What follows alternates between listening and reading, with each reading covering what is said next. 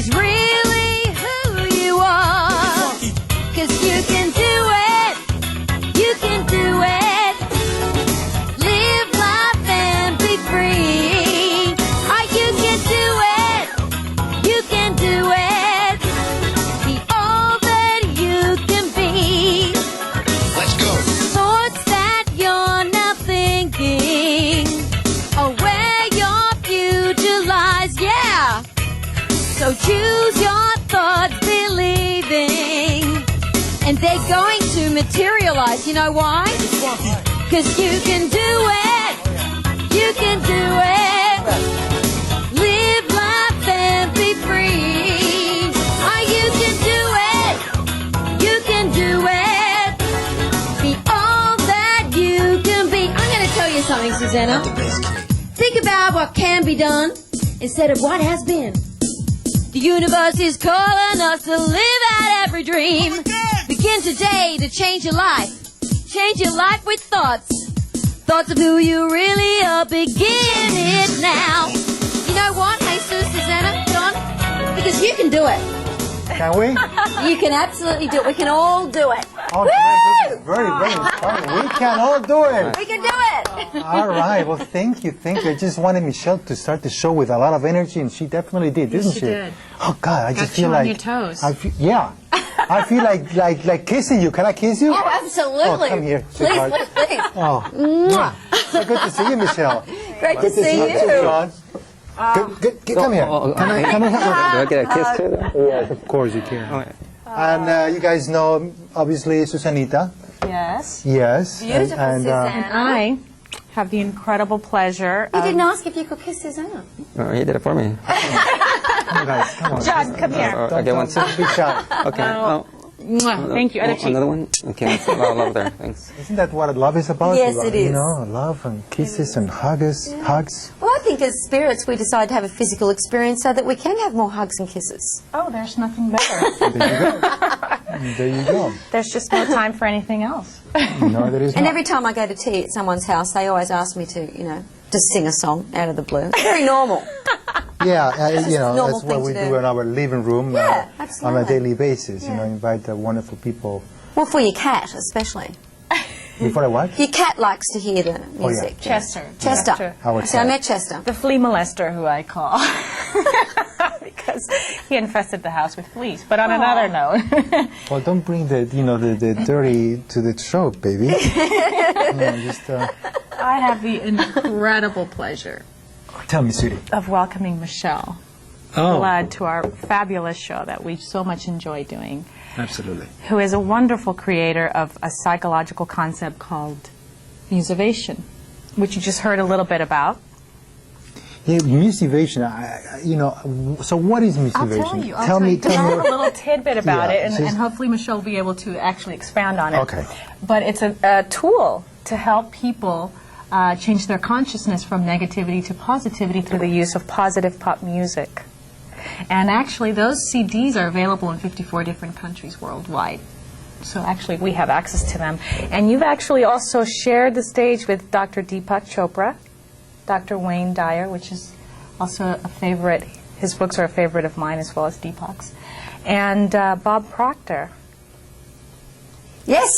Wonderful. Oh, you did a very good job. Excellent, Susanna. What is your Thank cue card? you. How come you know so much and I don't know any of these things? I have wonderful memory thanks to healthy. She's well prepared. But I'm going to tell you something. I don't know all those details the way you have told them. But I have to say that I have experienced musivation myself. And I have too. Directly. You have? Mm-hmm. Okay. And? Fabulous. Yeah? Yes.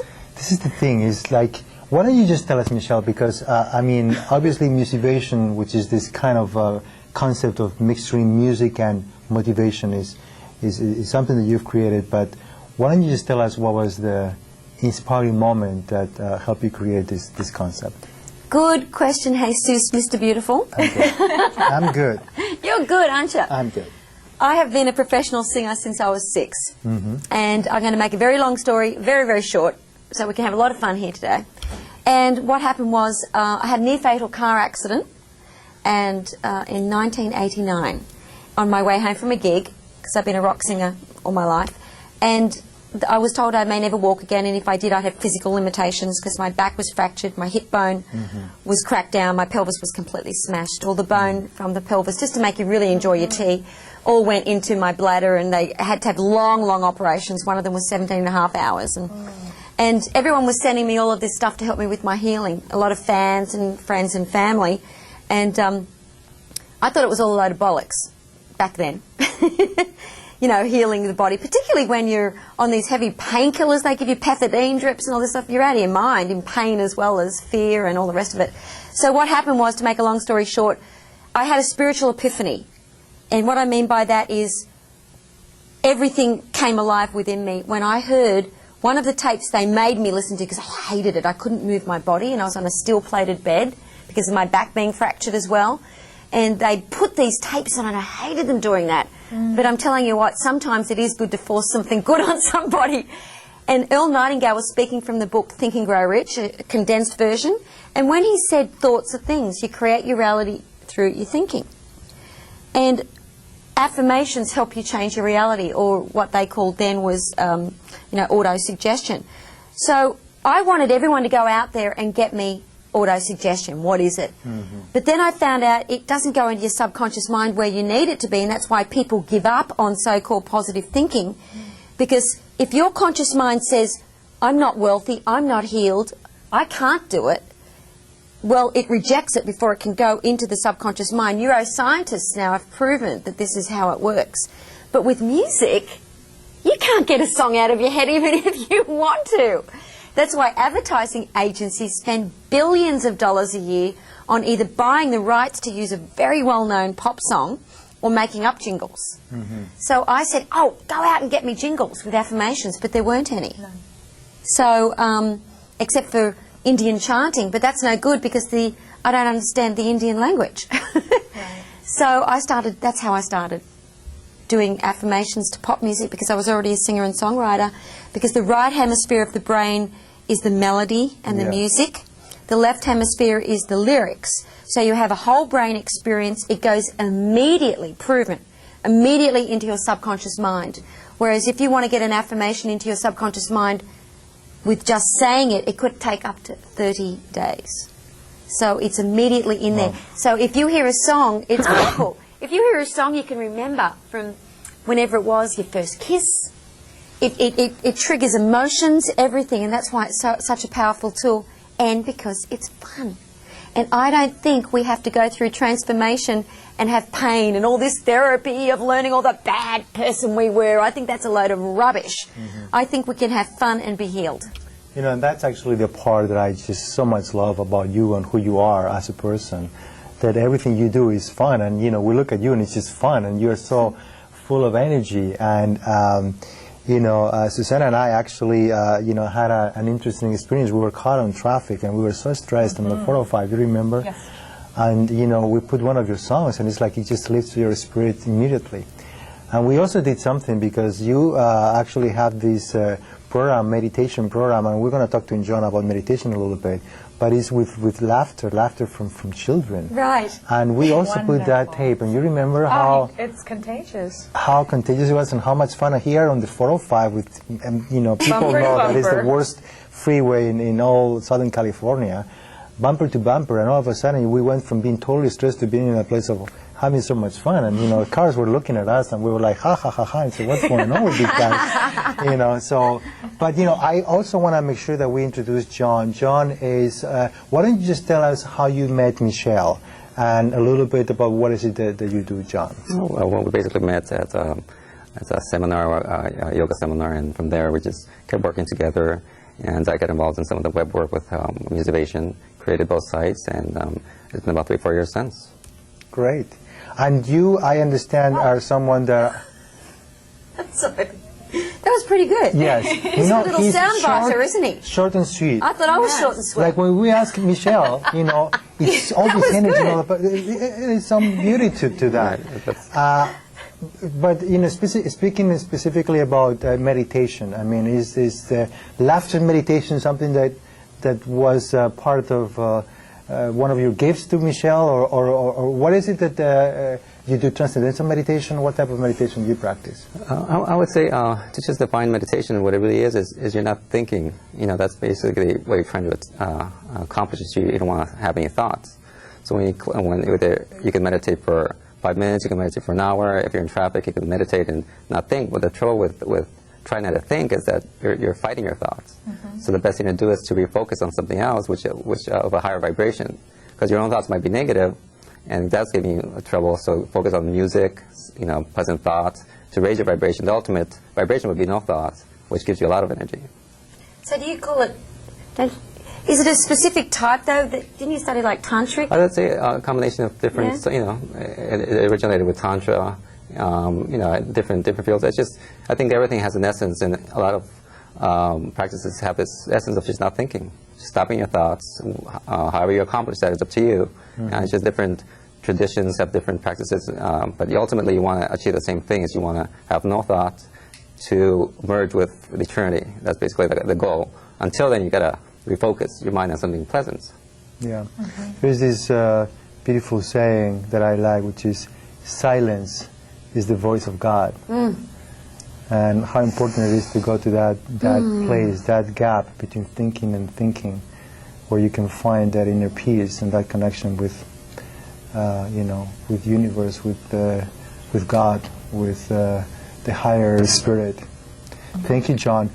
Michelle, you know, I actually wanted to bring to the program a little bit of a sample of some of your, you know, public speaking engagements, the type of wisdom that you share with people based on your own personal experiences. And so we have a little bit of a rolling of a personal presentation that you have done. Oh, cool. And I'd like, if it's at all possible, to present it to the audience. And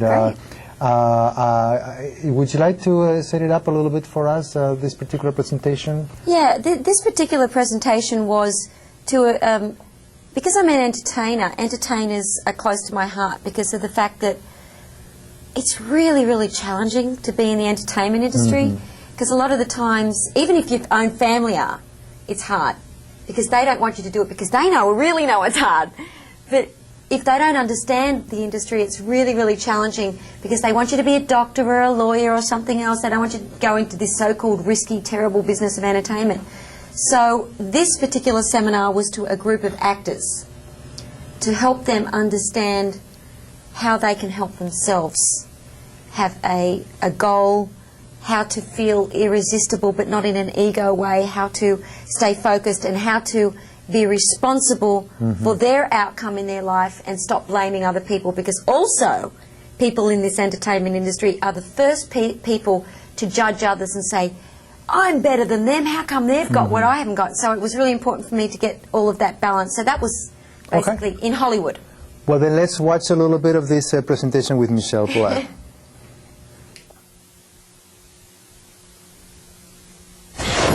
Isn't that a great word? Irresistible.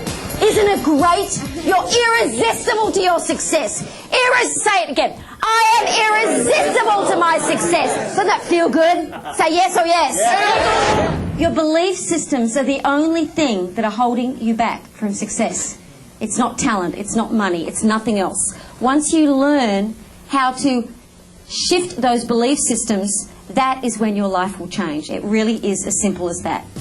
I think it's really important to keep your feet on the ground but your head in the clouds at the same time.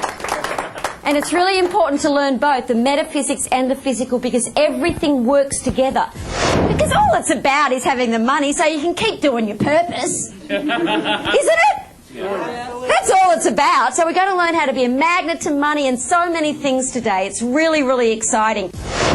Musivation, music and motivation, no, to me it's more transformation. Motivation is just pumping you up for a day, then you can go down again.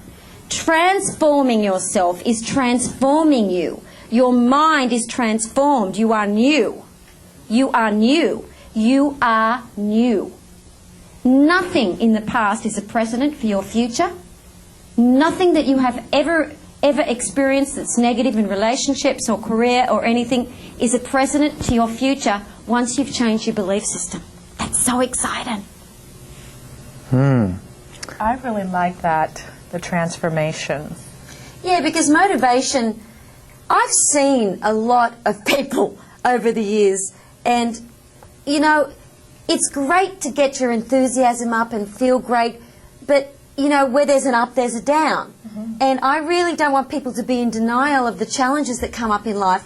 I want them to know that once you change your thinking, it does not stop the challenges, but once you've transformed your mind through your thinking, in positive thinking, you, instead of having icing put on an unbaked cake, you have icing put on a perfectly baked cake. So you still know you've got to put your foundation there, your eggs, your cream, but you still know you've got to bake it. You have to go through the challenge of learning how to do that properly, cool it down, then put your icing on top.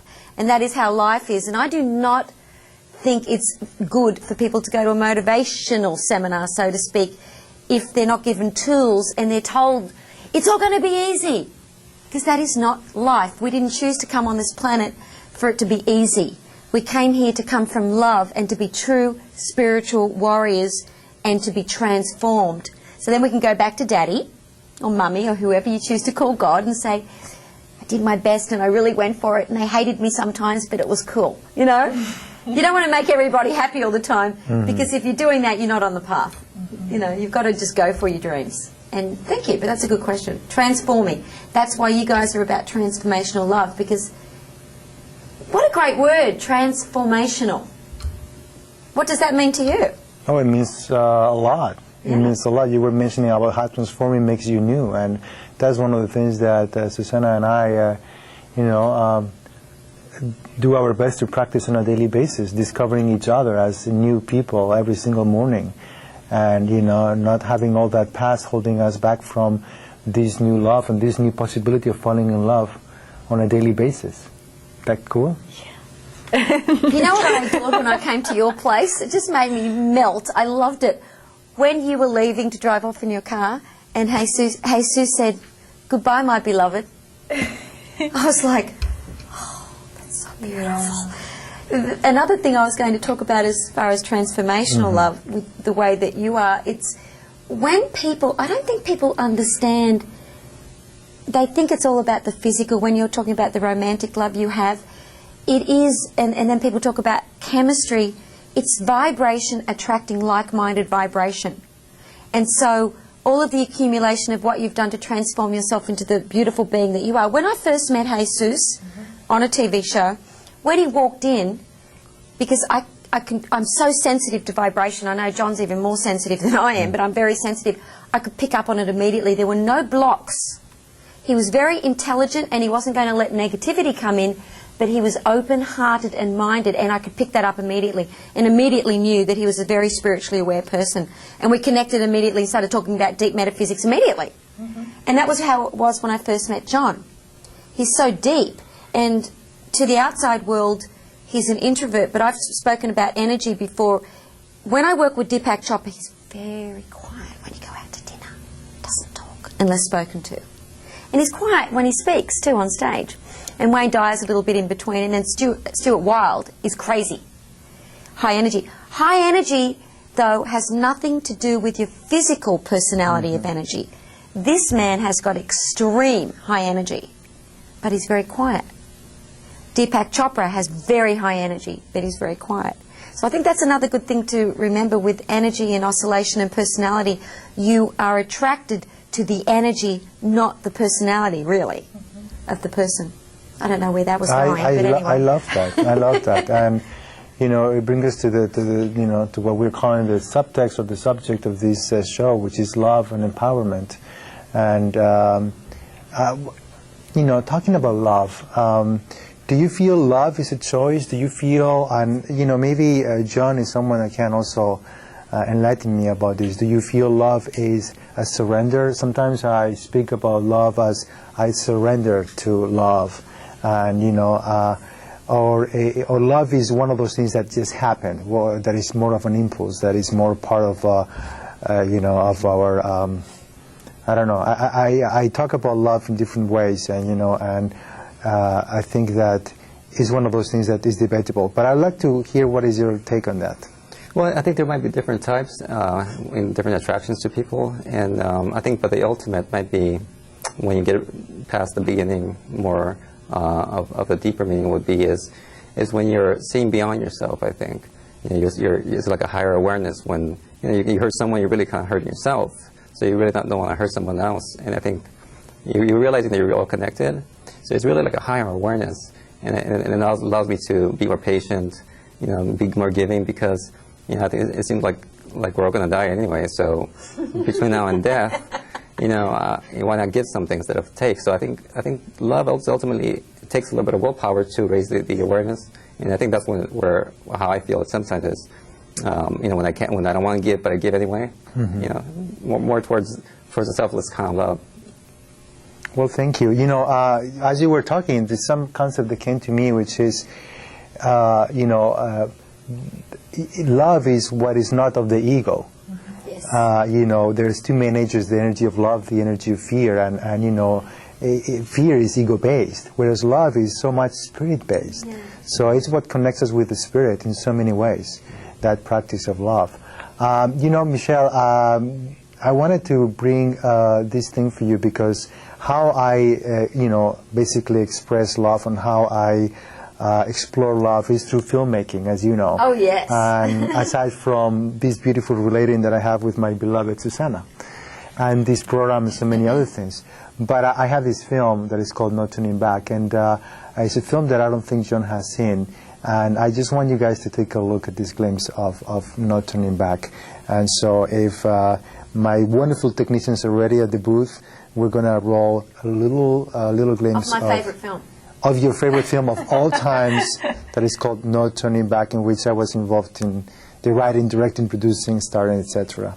So here is a clip of No Turning Back.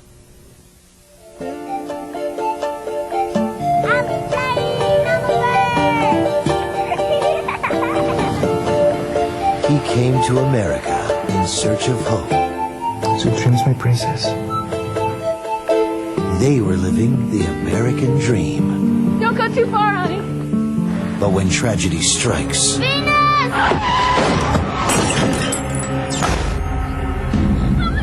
Venus! Please! Get help! he must search for the courage Yeah. Listen to me. I'm in deep trouble and I need your help. to keep a promise. I'm going nowhere without my daughter. More on that hit-and-run accident. Driver was a male, early 30s, Hispanic. We can't go back. All right, I could drive you to Mexico. But of course I'm filming your story. Excuse me, sir. Police officer saw Pablo Fernandez in Venice this morning. May I see some ID?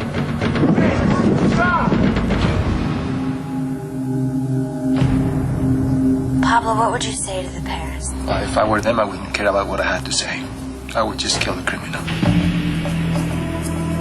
Hey, look, you take that in and move me by the entrance. Listen, I think you better go to the nearest police station and turn yourself in. Will my child have to pay for this? You really think you're in a position to negotiate? I can't leave my daughter alone. I just can't do that.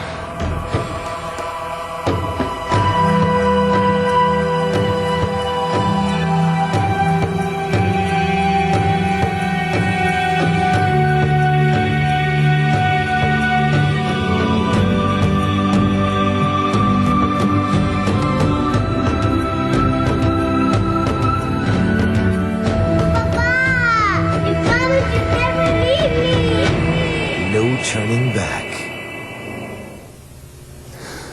Oh, I love the movie. You know how many times we've seen it now? Will you be embarrassed if I tell you? 4 times? My goodness. Wow, that's a major compliment you can give I me because love the movie so much. It's so beautiful. And coming to this country as an immigrant myself, it's like it doesn't matter what country you came from and people not understanding. It's like the compassion to get away, because it really, it gives me hope to think that this sort of thing's getting out to the world, because the biggest and to me the strongest thing in the world that is causing wars and havoc in the world is judgment. And that is caused through religion and through people being ignorant of other people from other countries and not understanding.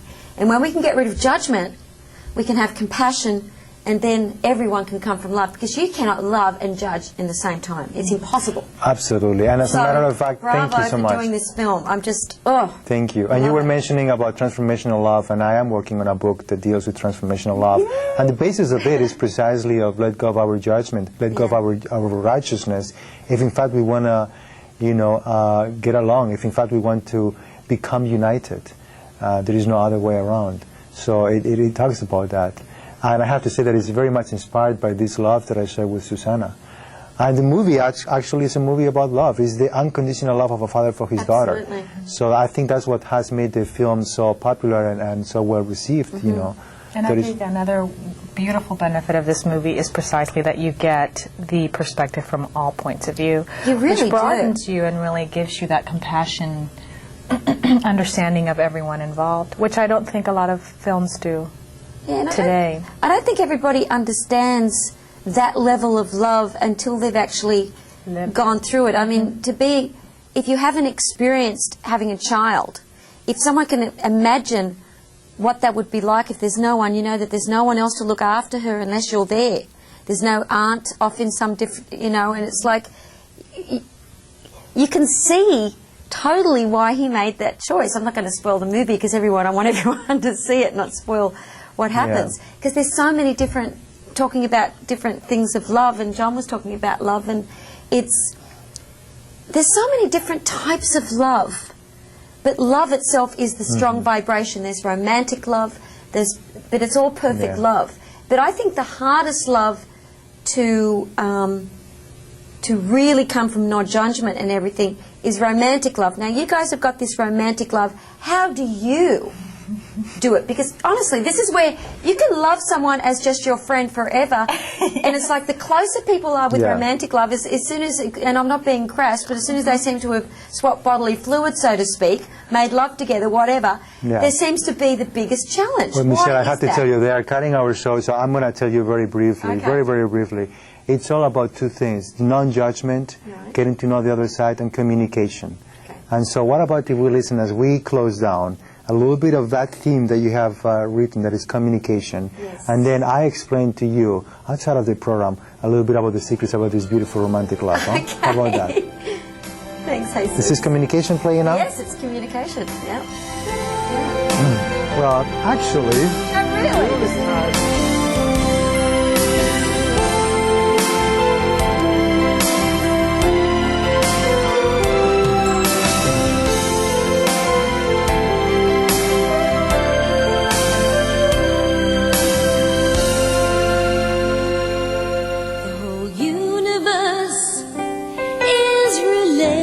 really?